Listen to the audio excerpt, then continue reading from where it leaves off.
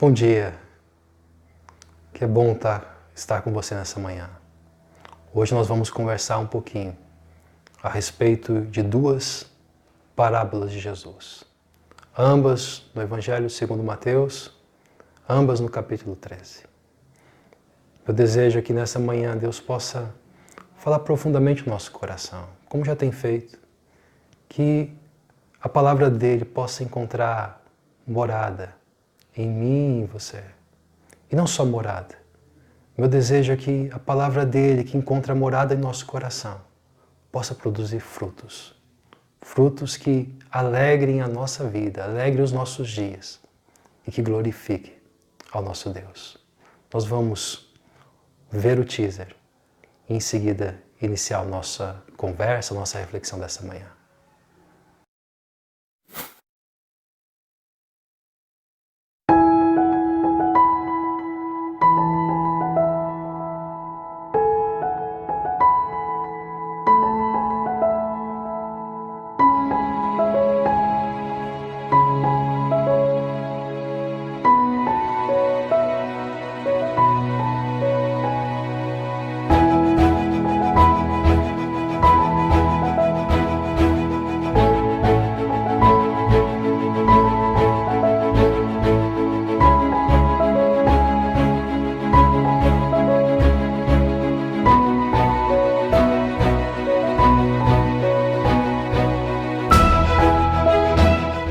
Antes de ler o texto dessa manhã e a parábola que nós vamos estar refletindo nela, eu queria convidar você a termos um panorama, tentar apresentar um panorama desse capítulo 13 do Evangelho segundo Mateus.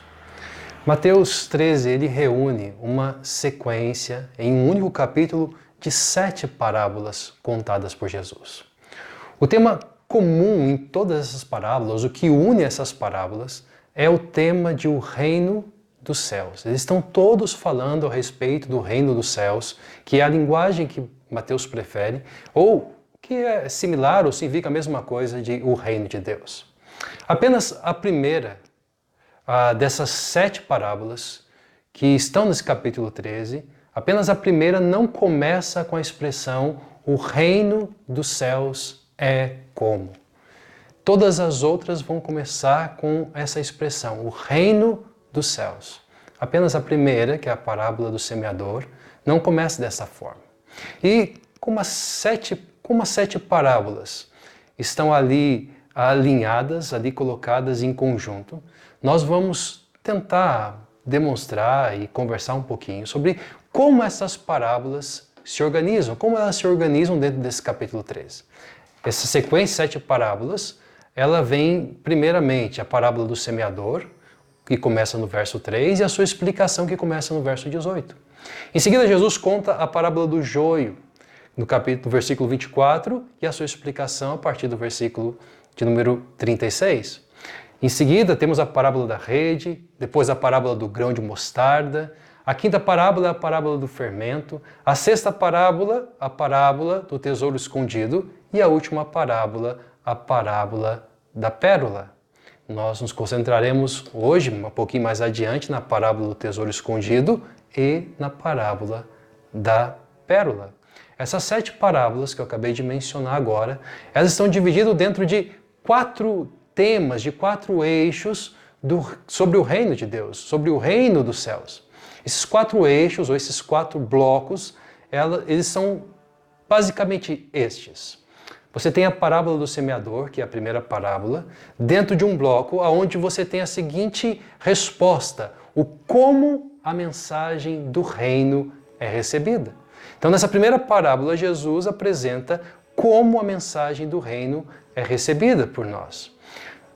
Nas 2 parábolas seguintes, na parábola do joio e na parábola da rede, você tem ali o contraste entre o caráter heterogêneo atual e a consumação futura do reino, uma consumação em pureza e esplendor, quando trigo e joio são separados, quando os peixes bons e os peixes maus são separados. Então você tem o caráter heterogêneo da convivência dos 2 peixes, da convivência de trigo e joio, e posteriormente você tem dentro dessa parábola a consumação futura do reino de pureza e de esplendor.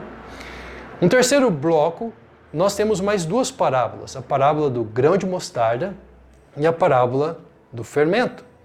Nelas nós percebemos o crescimento e o desenvolvimento, tanto externo como interior do reino de Deus. Externo no grão de mostarda que vai crescendo, crescendo, crescendo, ao ponto de poder abrigar as aves. E interno na ideia do fermento que é escondido no meio da massa.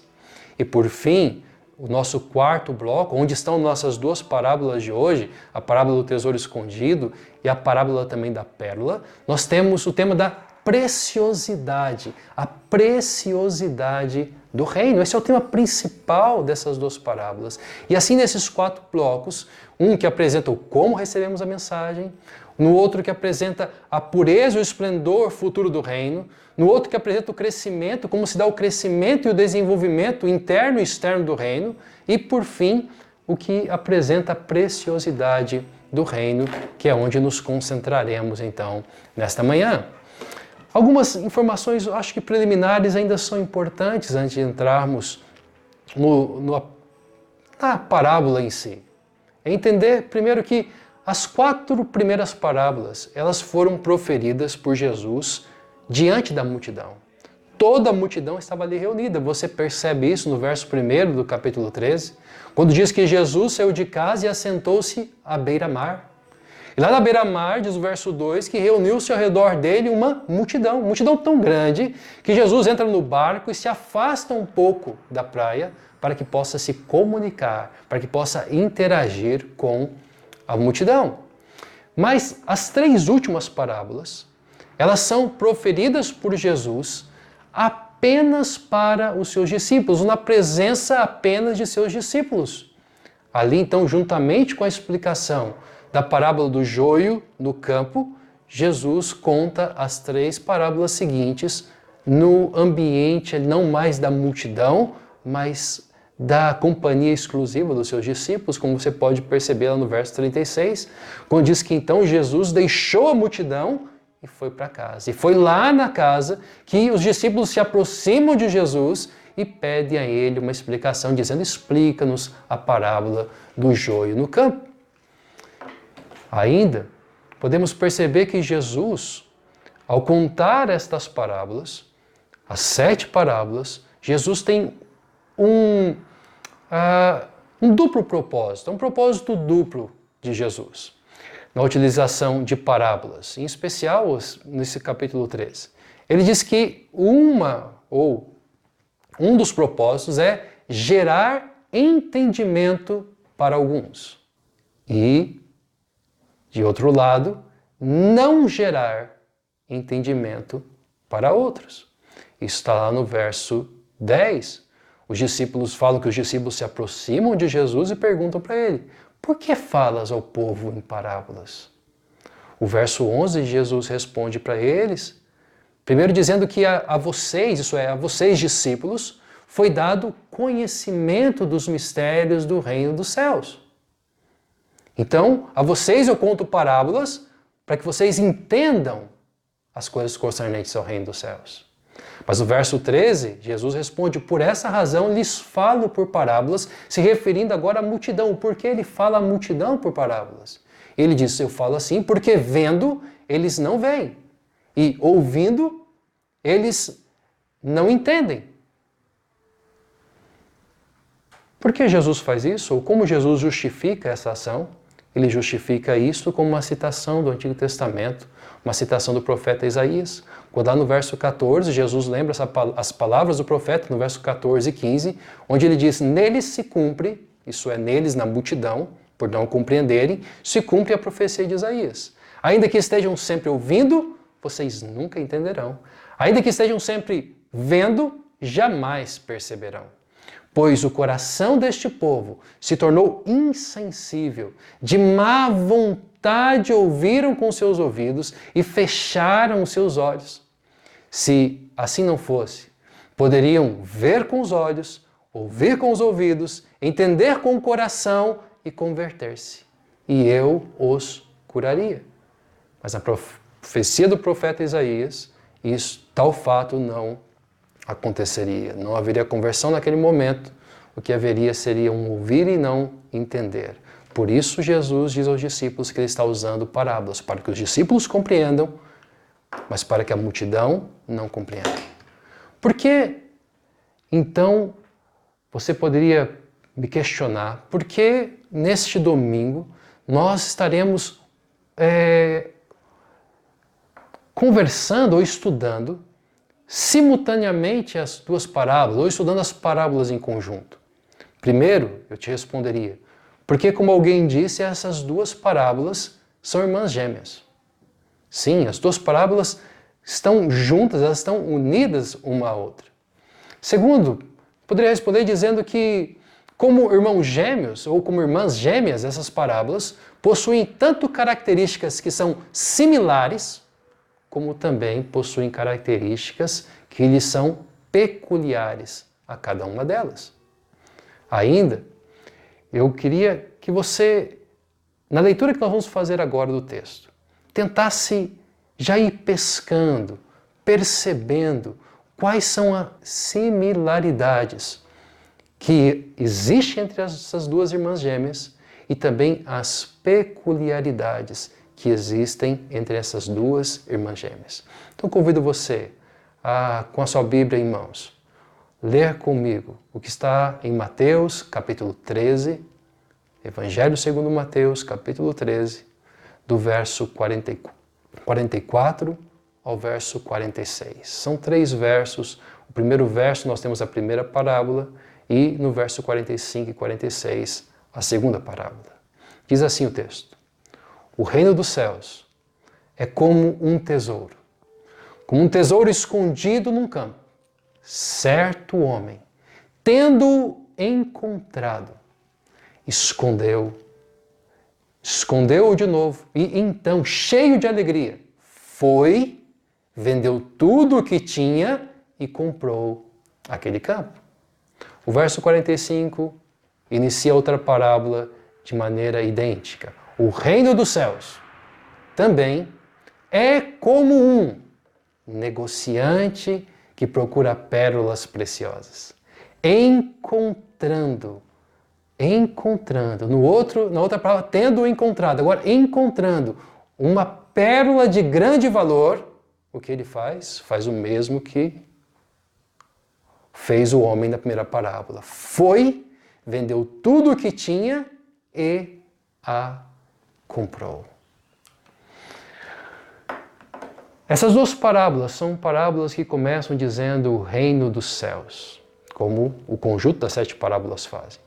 Então, creio que é importante nós pensarmos e perguntar ao texto, nos perguntar, olhando para as Escrituras Sagradas, o que é o reino dos céus? O que é o reino de Deus nesse contexto do Evangelho segundo Mateus? Nesse contexto bíblico, o que é o reino de Deus? Primeiro, eu poderia dizer para você que o reino de Deus é o governo de Deus. É o governo de Deus sendo reconhecido.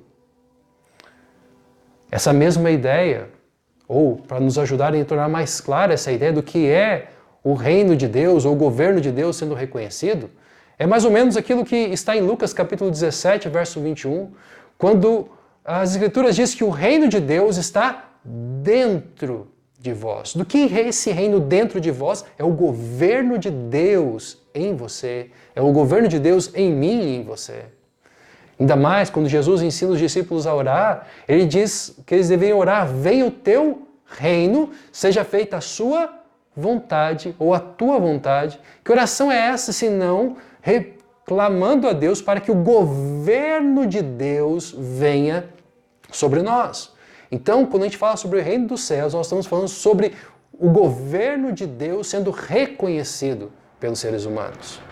O segundo aspecto do que é o reino de Deus, podemos dizer que o reino de Deus, ele é a salvação plena de Deus, a salvação plena que envolve tantas bênçãos espirituais, daquilo que Cristo fez em nosso lugar na cruz, como envolvem também as bênçãos materiais. Sim, envolvem tanto coisas internas à nossa vida, como as coisas externas à nossa vida.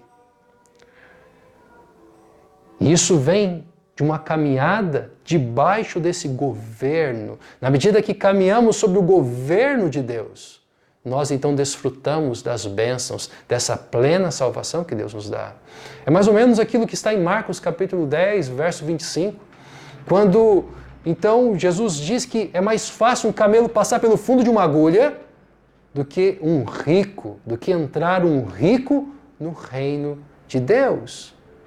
É mais fácil um camelo passar pelo fundo de uma agulha do que um rico, do que alguém buscar plena salvação exclusivamente em Jesus. O reino de Deus, o vir o reino de Deus, ou esse reino de Deus que está sendo falado na parábola, ele é a salvação plena e exclusiva de Deus. O terceiro aspecto do que é o reino de Deus. O reino de Deus é a comunidade. Não é só o indivíduo, mas é a comunidade de seres humanos em cujos corações Deus é reconhecido como o Rei. Isto é a igreja, é a comunidade dos discípulos de Jesus. Então o reino de Deus, ele é o governo de Deus sendo reconhecido no coração de indivíduos, ele é a plena salvação que Deus traz, e o reino de Deus também é a comunidade de seres humanos cujos corações Deus é reconhecido como o Rei. É a comunidade, é os discípulos de Jesus, é a reunião dos discípulos de Jesus, é a igreja de Cristo. E um último aspecto do reino de Deus, o reino de Deus ele é o universo redimido. Quando a gente fala sobre reino dos céus, ou reino de Deus, nós estamos falando sobre o universo redimido. Nós estamos falando sobre o novo céu, na linguagem do Apocalipse, o novo céu e a nova terra. É sobre isso que Jesus falou em Mateus 25, verso 34, quando ele diz que vai separar alguns de um lado e outros do outro, e aqueles que ele separou de um determinado lado, ele vai dizer, vinde, benditos de meu Pai. Ele vai dizer, venham herdar o reino preparado para vós. Que reino é esse? É o reino redimido. É o universo redimido, é o novo céu e a nova terra. Então nessas 7 parábolas, quando ele está comparando o reino de Deus, está dizendo que o reino de Deus é como, o reino de Deus é semelhante a, que reino de Deus que ele está falando? Ele está falando sobre o governo de Deus, sobre a salvação de Deus, sobre a comunidade dos discípulos de Jesus e sobre esse novo céu e nova terra, sobre esse universo redimido por Deus. Isso tudo é o reino de Deus. E em ambas as parábolas, ele, após dizer o reino dos céus, ele diz que ele é como um. Na parábola seguinte também é como um. Essa expressão é como um, ou é semelhante em outras versões, deve ser entendida respeitando o seu sentido original como o reino dos céus se torna como a situação tal, como a situação X, como a situação Y narrada neste ou naquela parábola. No caso aqui destas duas, nós diríamos o reino dos céus se torna como a situação do homem que encontra um tesouro.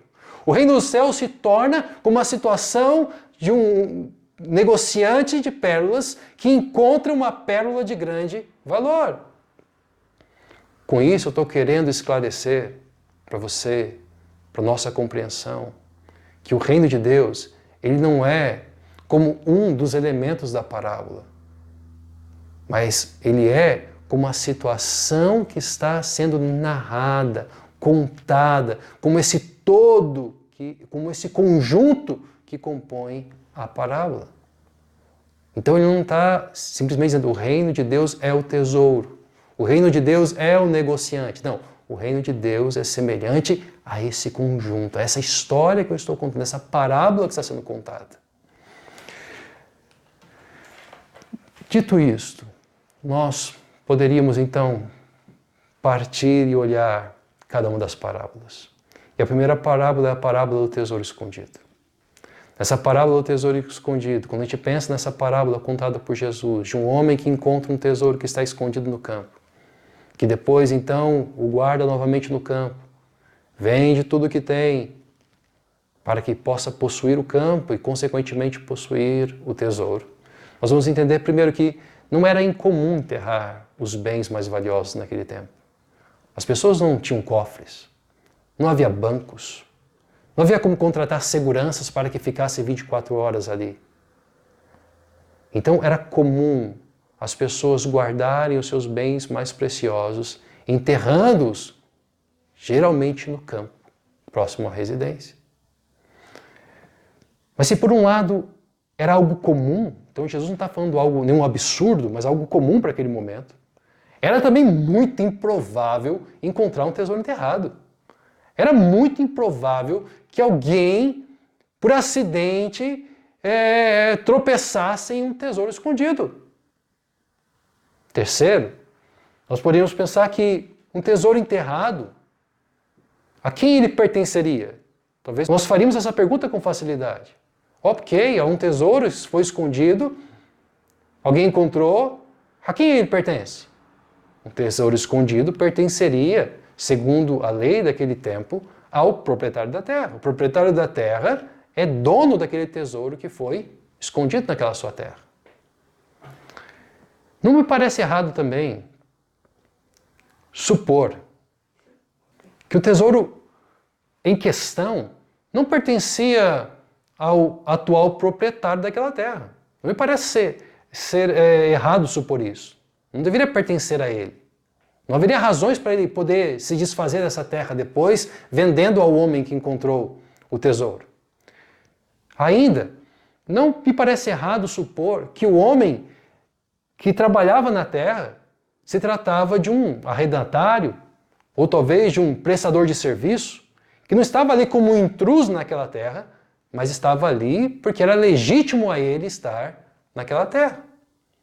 Mas dessas 5 informações que eu trouxe para você, eu queria dizer para você que as últimas 3, essa ideia a quem pertence esse tesouro? Será que é o dono da terra? Será que não é o dono da terra? Essa ideia de isso daqui pertence ao atual dono, isso daqui a pessoa que achou pode fazer o que fez. Isso são perguntas que nós fazemos porque somos ocidentais.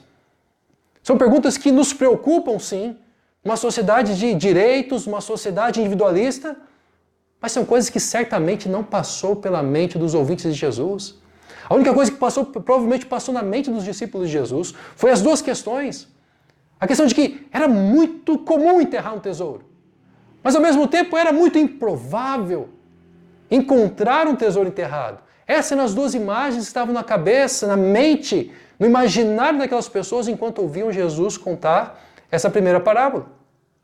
Na parábola da pérola de grande valor, o reino dos céus é como um negociante de pérolas preciosas que, encontrando a pérola de grande valor, foi e vendeu tudo que tinha e comprou. É importante, talvez, para entendermos melhor, perceber que pérolas não eram conhecidas no Antigo Testamento, mas no primeiro século eram símbolos de status entre os mais ricos. Era símbolo de status. As pérolas inferiores naquele tempo, elas vinham do Mar Vermelho. As melhores pérolas vinham do Golfo Pérsico, da costa do Ceilão, hoje o Sri Lanka, e também vinham da Índia. Isso é, estavam distantes dele essas pérolas mais preciosas, ou essas pérolas de grande valor. O mercador tinha que viajar muito para conseguir as melhores e maiores pérolas.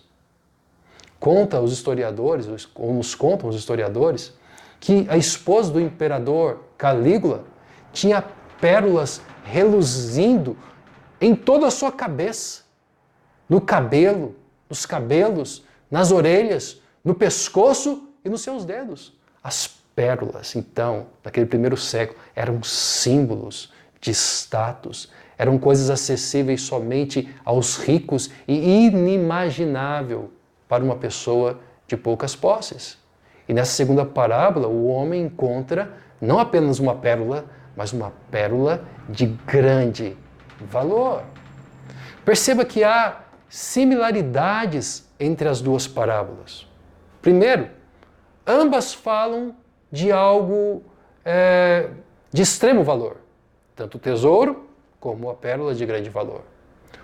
Outro, elas são similares também porque em ambas não há ressalva ou temor em se vender tudo para adquirir a terra onde está aquele tesouro, e consequentemente então adquirir o tesouro, ou para adquirir a pérola de grande valor.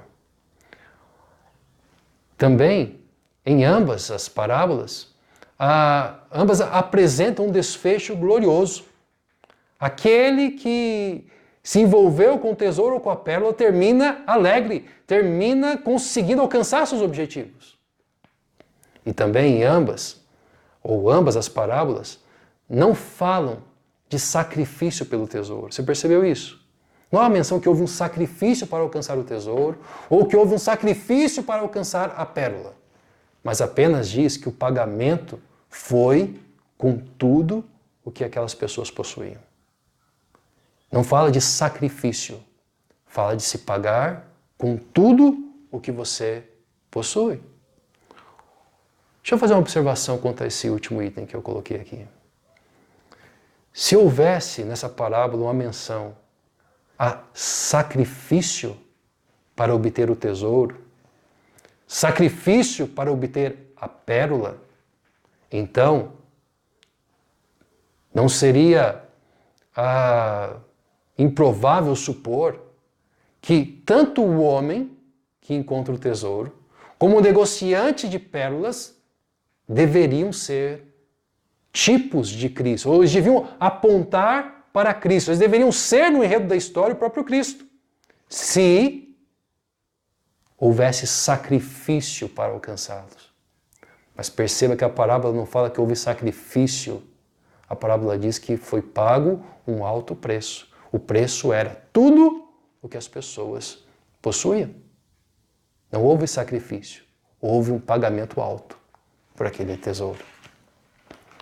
Mas não é só de coisas similares que essas duas parábolas sobrevivem, juntas, unidas como irmãs.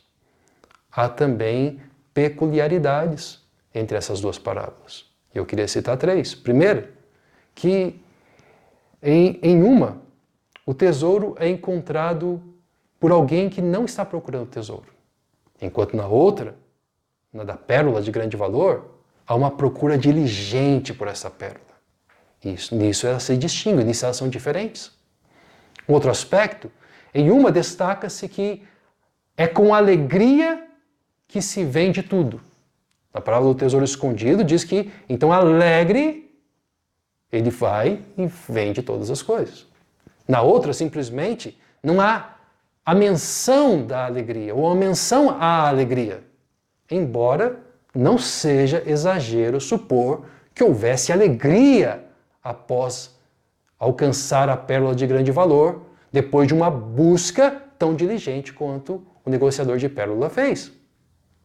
Terceiro, em uma, a pessoa parece ser alguém de poucas posses. Dá a impressão de que aquele que encontra o tesouro perdido seja alguém de poucas posses, pelo fato de que aquela terra não lhe possuía, não era dele, ele não era proprietário daquela terra. E na outra, nos passa a impressão de que estamos falando de alguém abastado, visto que pérolas eram de grande valor naquele momento, eram valiosas. Dizem alguns que mais valiosas, consideradas mais valiosas do que diamante, do que joias, mais valiosas do que pedras preciosas. Então, nós temos aqui essas duas parábolas, com similaridades, com peculiaridades, parábolas gêmeas, com o mesmo tema, que é o reino dos céus. Eu queria tentar fazer com você aqui agora contar, talvez com um pouco mais de floreio, baseado no que um autor chamado Brennan Manning, cujo os seus escritos, é claro, dividem opiniões, não estou aqui defendendo o que ele escreve, mas eu queria capturar somente a forma como ele conta essa mesma parábola do tesouro perdido. E eu queria convidar você a usar a sua imaginação comigo. e pensar nessa parábola e sairmos agora de tantos dados que nós oferecemos até aqui e começarmos a gerar vida, deixar que essas parábolas ganhem vida na nossa mente, ganhem vida no nosso coração. Então, me permitam contar como ele a conta em seu livro. Ele conta assim: parece ser apenas outro longo dia de trabalho braçal, no cansativo ritmo do tempo. Mas, de repente, repentinamente, o boi para e começa a dar puxões teimosos na terra que está sendo arada. O camponês manobra o arado para ir mais fundo na terra do que costumava fazer. Ele revolve o sugo após o sugo, um atrás do outro, até que de repente ele ouve um ruído irritante de metal. O boi para de arar. O boi para de arar aquela terra. O homem empurra o arado primitivo para o lado. Com as próprias mãos, ele então começa a cavar furiosamente a terra. Terra essa que voa para todos os lados. Por fim, o camponês percebe uma alça e tira um grande baú do chão. Tremendo, ele puxa com força a alça do baú, fica atordoado, solta um grito, que faz o boi piscar, se assustar. O baú pesado está cheio até a tampa, cheia de moedas, cheio de joias, prata, ouro. Ele remexe o tesouro, deixando escorrer entre os dedos as moedas preciosas, os brincos raros, o diamante cintilante. Furtivamente, o camponês olha em volta para ver se alguém o está observando. Satisfeito por estar sozinho, amontou a terra sobre o baú, enterrado, e faz um sugo raso na superfície. Coloca uma pedra grande no local, como um marcador, e continua então arando aquele terreno, aquele campo, até o final daquele dia. Ele agora está profundamente afetado pela esplêndida descoberta. Um único pensamento o absorve. Na verdade, isso controla de tal forma que ele não consegue trabalhar de dia sem se distrair, nem dormir sem se perturbar durante a noite. O campo precisa se tornar sua propriedade. Como um diarista, é impossível para ele se apossar do tesouro enterrado, ele não pode fazer isso. Onde pode conseguir dinheiro para comprar aquele campo? Onde pode conseguir dinheiro para comprar aquele campo? A cautela, a discrição, características daquele camponês são atiradas pela janela. Ele vende tudo o que possui, consegue um preço justo por sua cabana e pelas poucas ovelhas que havia adquirido. Volta-se para os parentes, para os amigos, para os conhecidos e toma emprestado somas significativas de recurso financeiro. O proprietário do campo está deliciado com o preço extravagante oferecido pelo comprador e o vende. O vende ao camponês sem pensar duas vezes. A esposa do novo proprietário está furiosa. Seus filhos estão inconsoláveis. Seus amigos o censuram. Seus vizinhos, meneiam a cabeça. Ele ficou tempo demais debaixo do sol. Esse homem está confuso. Eles estão sem entender como este homem está tão firme e decidido na sua decisão. O camponês permanece sereno, até mesmo alegre, em face à oposição disseminada por toda parte. Ele sabe que tropeçou numa transação extraordinariamente lucrativa e se regozija em pensar nos resultados. O tesouro, que aparentemente tinha sido enterrado no campo por segurança antes da última guerra, e cujo dono não tinha sobrevivido, equivale a mais de 100 vezes o preço pago. Ele então quita as suas dívidas e constrói o equivalente a uma mansão em Malibu. O humilde camponês agora é um homem de fortuna feita, invejado por seus inimigos, parabenizado por seus amigos e assegurado para o resto de sua vida. É assim que o Branham conta e dá vida a essa parábola que Jesus nos contou. Seguindo seus passos, quero tentar fazer o mesmo com a parábola da pérola preciosa, da pérola de grande valor. Imagina comigo um bem-sucedido homem de negócios, comerciante do ramo de pérolas, investidor na bolsa de valores, com várias revendas de sua marca espalhadas pelo mundo inteiro. Esse homem deseja, com toda a sua força, encontrar a pérola mais perfeita, esculpida pelo tempo, brilhante como a lua em noite enluarada. Despedindo-se de sua esposa, deixando sua filhinha pendurada como um colar de pérolas no pescoço dela, ele parte determinado a não retornar enquanto não encontrar a maior das pérolas, a mais bela e brilhante pérola. Depois de muito trabalho diligente, em um mercado de pérolas, lá está o que ele sempre procurou. Ele se aproxima como quem mal pode acreditar. Constata ter finalmente encontrado a pérola de maior valor. Liga para o seu contador, negocia tudo o que adquiriu ao longo da vida. Negocia tudo. Pede aos parentes que acolham a sua esposa e sua filha, pois a pérola vale tudo que ele possui, sua casa e todos os seus bens. Todos estão apreensivos.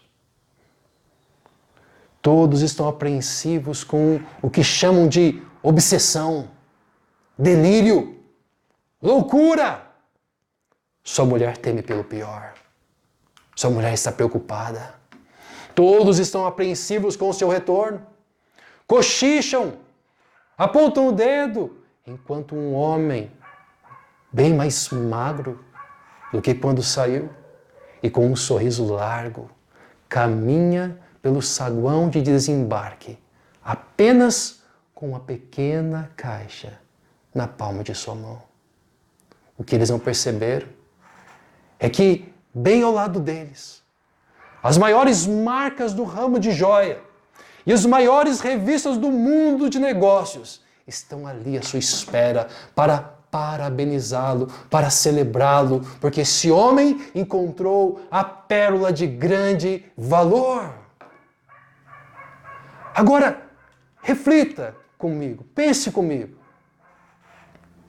Os pais da igreja, como Irineu, como Agostinho, afirmavam que o tesouro escondido e a pérola de grande valor eram o próprio Jesus. Jesus era a pérola de grande valor. Jesus era, na visão deles, o tesouro escondido.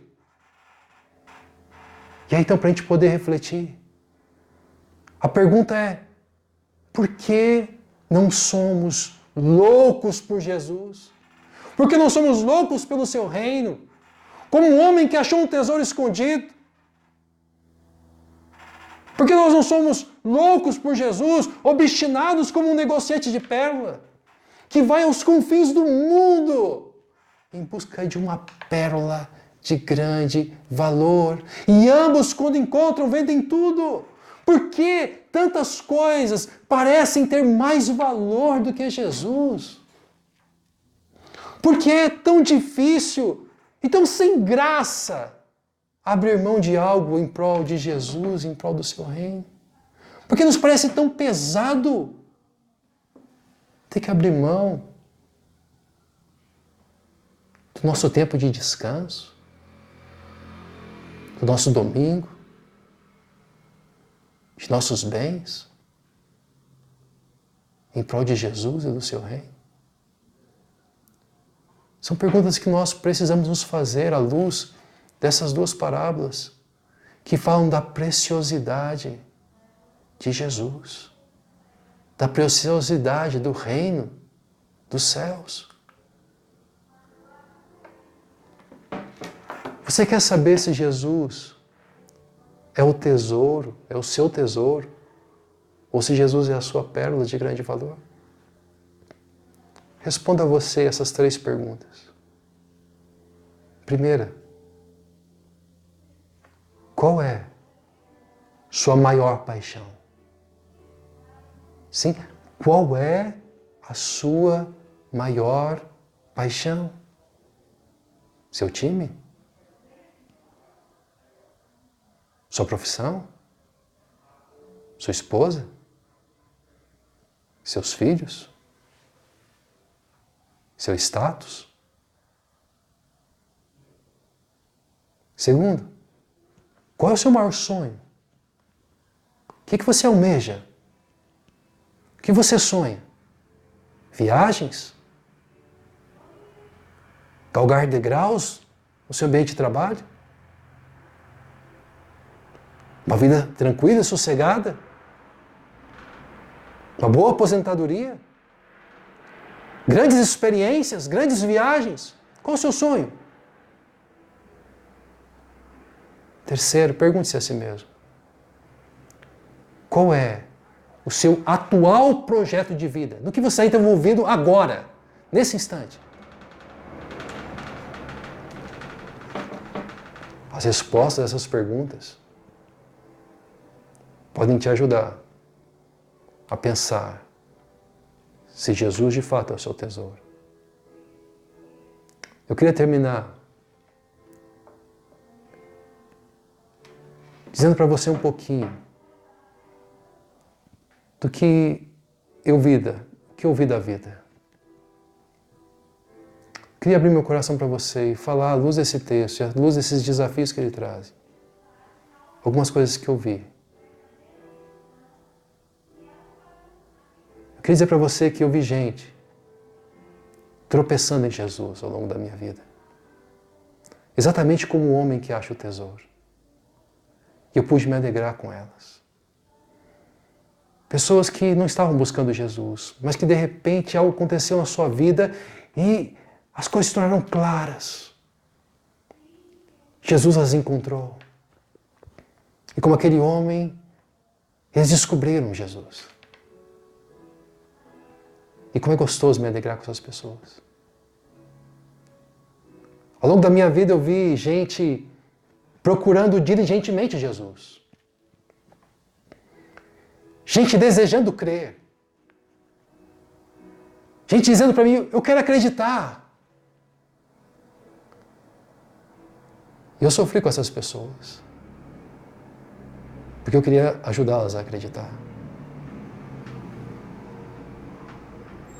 Eu vi gente por quem eu orei e oro.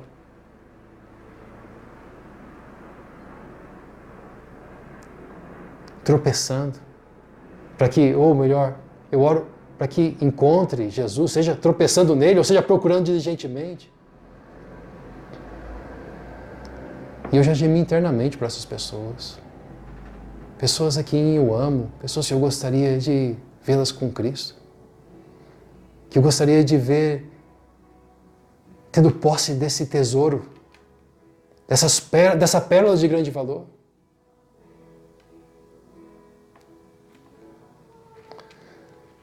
E uma das minhas maiores dores na vida tem sido ver pessoas que eu aprendi a amar, que eu caminhei próximo durante algum tempo. Pessoas que começaram bem, mas acabaram se afastando daquele que já foi o maior tesouro delas, daquele que já foi a pérola de grande valor na vida delas. Muitas vezes, este afastamento começou quando as pessoas que eu aprendi a amar começaram a tentar domesticar Jesus.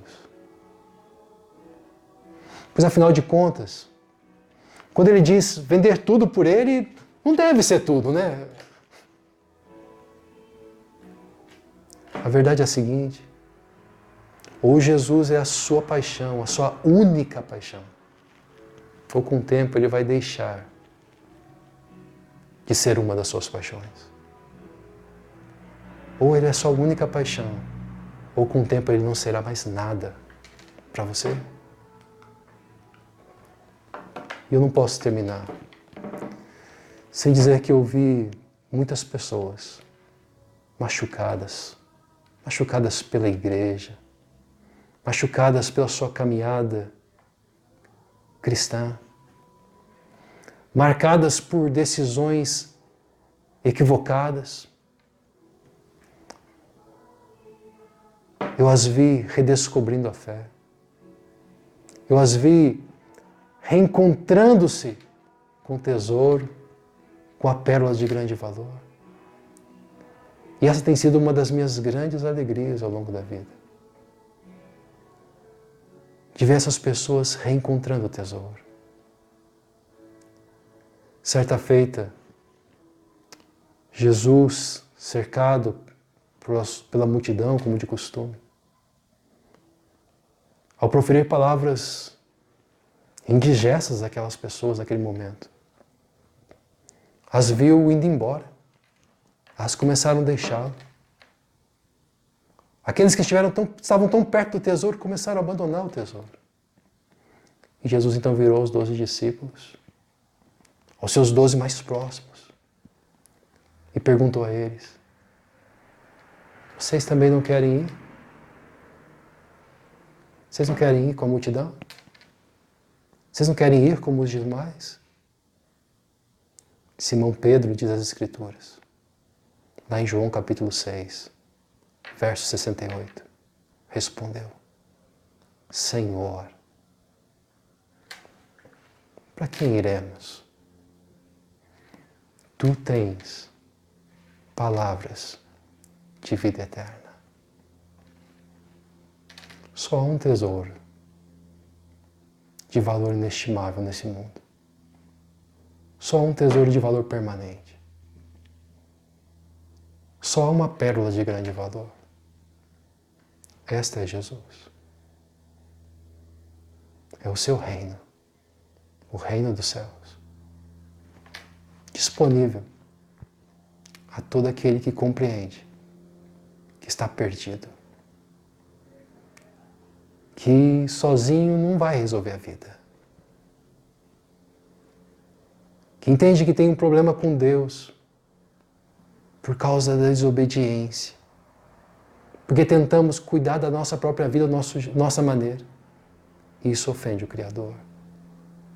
E a condenação por isso é a morte. Mas Jesus entrou na história, se fez homem, para que nós pudéssemos crer. E crendo, pudéssemos desfrutar do tesouro, da pérola preciosa que é Jesus. Que Deus te abençoe. Que você possa retornar. Que você possa encontrá-lo. Ele te ama. Ele me ama. Ele esvaziou o céu para nos salvar. Não há nada que nos custe que seja maior do que o valor dele. Eu queria orar com você. Bondoso Deus, Ajuda-nos, Senhor, a recordar o valor do tesouro mais precioso e da pérola mais preciosa, que é o Senhor. Que é o Senhor e o Teu reino, o Teu governo sobre nós, o novo céu, a nova terra que o Senhor está preparando. Que é, ó Deus, as bênçãos espirituais e materiais, Senhor. Que é, ó Deus, essa certeza de que somos amados, aceitos, perdoados. De que a nossa vida não tem valor pelo que fazemos, mas tem valor pelo que somos. Porque o que precisava ser feito, o Senhor fez naquela cruz, no nosso lugar. Ah, Deus, ajuda-nos, Senhor, a com alegria abrir mão de tudo para viver, ó Deus, dedicados ao tesouro que é o Senhor. Ajuda, Pai, aqueles que estão longe, machucados, ó Deus, feridos,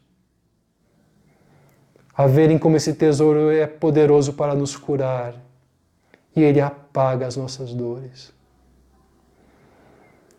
Senhor, ajuda aqueles que estão vivendo distraídos a encontrar o Senhor, ó Deus.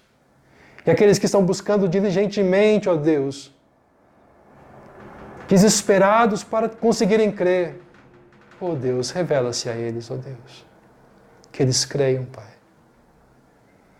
Para que a gente seja, ó Deus, a comunidade daqueles que vivem sobre o Teu reinado. Ajuda-nos, Pai, em nome de Jesus. Amém, Senhor.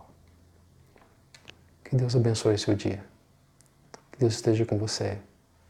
Que nós possamos nos encontrar logo mais às 19 horas no nosso culto. Um bom dia. Que Deus abençoe.